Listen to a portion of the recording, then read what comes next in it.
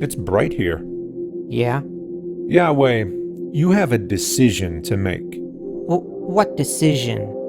Are you going to leave your creation to its own devices, or are you going to interact with it? I definitely want to interact with it. You didn't even hesitate to answer.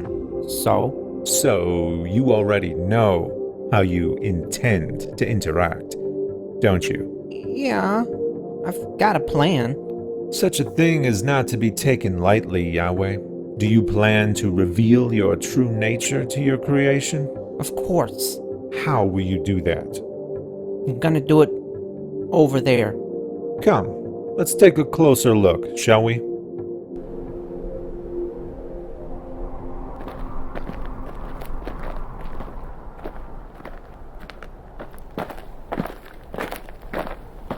Here.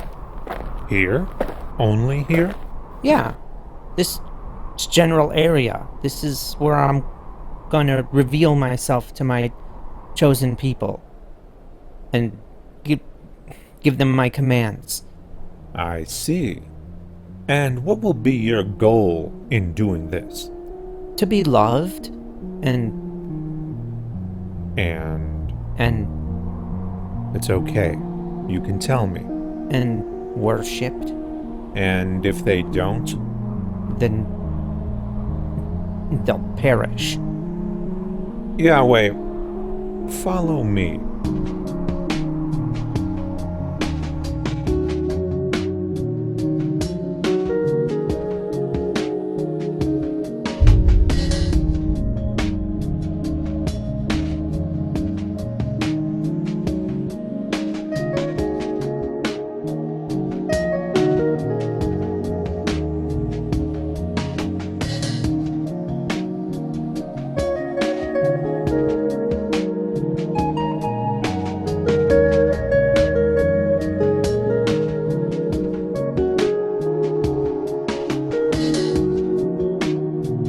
This general area, from the Tigris in the east to the Mediterranean in the west, and from Mount Ararat in the north to the Nile in the south, this tiny section of your creation will encompass the entirety of your interactions, recorded within your sacred texts. Tiny?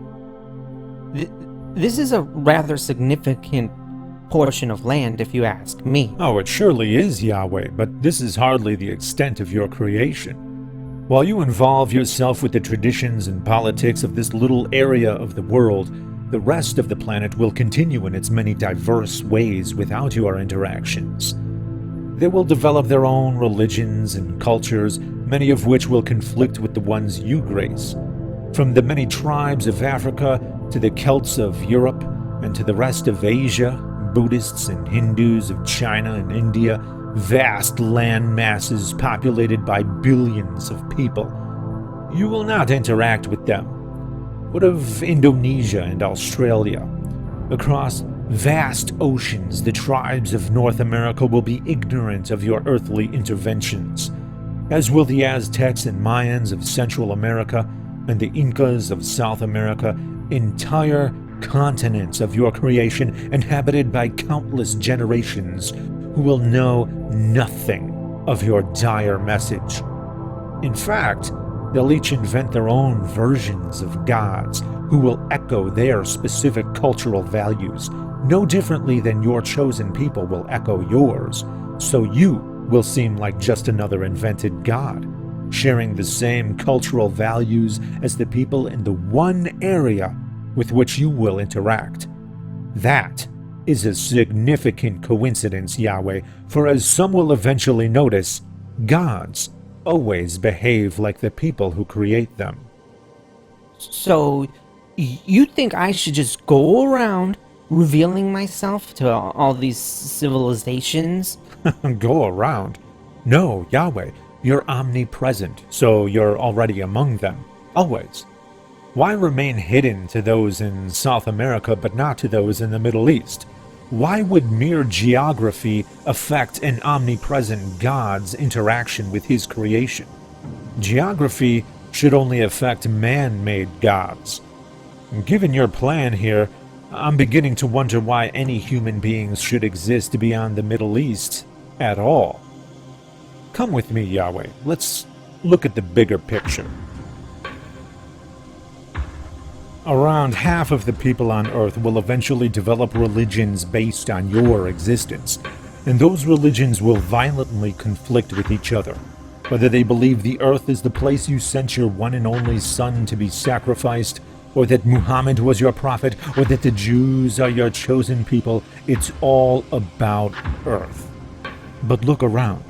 There are other planets here, revolving around this star. And this star, this massive object that's 1.3 million times larger than the Earth, is actually microscopic compared to the rest of the galaxy, which has hundreds of billions of stars, with systems of planets also numbering in the hundreds of billions, of which at least 8.8 billion are Earth-sized and inhabitable zones. Now, we could cross this galaxy if we traveled at light speed for 100,000 years.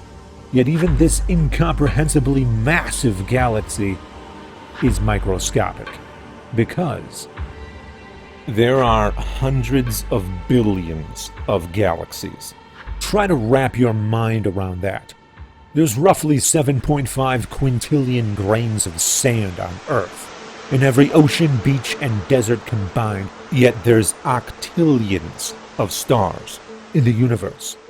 You knew that, though, because you're omnipresent, which means you're simultaneously amongst each and every one of those octillions of stars and all their systems of planets. And of all those many worlds, you're going to send your one and only Son to a tiny area on one planet, or have Muhammad convey your message there, or declare that the Jews there are your chosen people. You're going to do everything on that little area of land and have the few primitive bipedal organisms who happen to live there write down conflicting accounts about it on little pieces of parchment, so that it can be shared and fought over with other primitive bipedal organisms on a single world amongst octillions.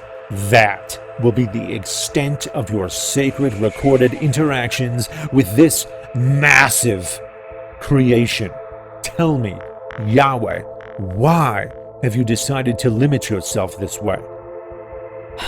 Because I wanted it to be a clockwork universe. You see how precise it is? It all runs automatically. If I wanted to do that, then this is how it needs to be. But you're God. Yeah? So?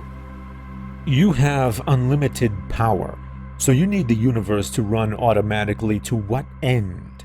You don't need to concentrate, you don't need to conserve energy, you don't need to devote time or resources elsewhere because you have unlimited time, unlimited resources. Yahweh, one day, people will be able to look beyond Earth. And where once they thought they'd find you, instead they're going to find countless other worlds and stars and galaxies. They're going to find a clockwork universe, automatic, running and dying, all on its own according to the laws of nature, without requiring an omnipresent, omniscient, omnipotent, omnibenevolent, spaceless, timeless, supernatural being to run anything. But they're going to ask who created those finely tuned laws of nature. The design of the universe itself will be the evidence of my existence and nature. Will it?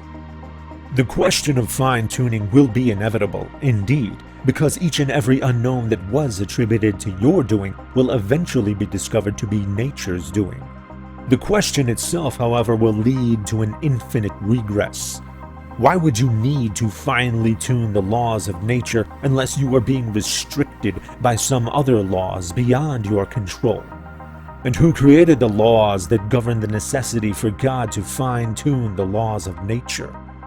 If these laws dictated the nature of your creation, then how could you be called omnipotent? How could you be called God if your creation could only be created in one kind of way? If the laws of nature could only be one kind of way to permit life, and if the universe runs all on its own, then what does it need with a god? Because if that's the case, then you didn't actually design anything. You merely followed a set of instructions. Whose instructions? The presence of an all-powerful God doesn't explain anything at all. In your current state, I'm afraid you are ridiculously superfluous. Okay. Then, what would be a better way to fulfill my plan?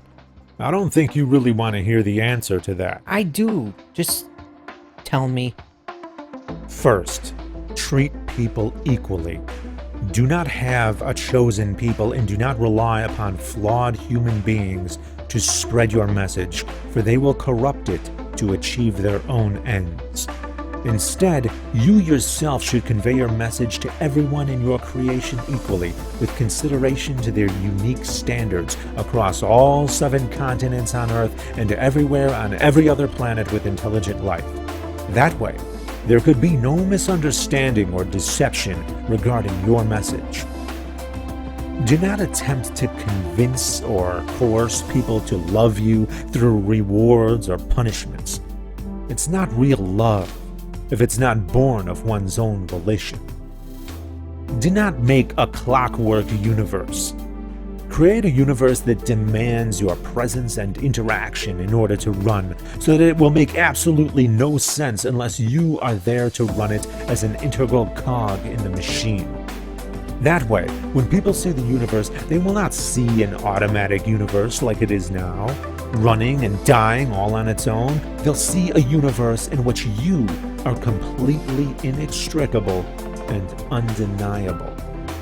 And if I just keep the universe the way it is?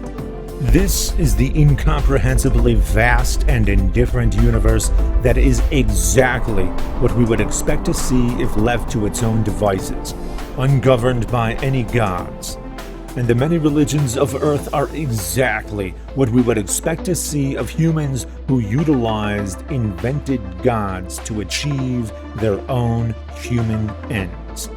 If you truly cared to commune with your creation, then you've gone about it in the exact opposite of the way you should have. Curious, isn't it, God? God?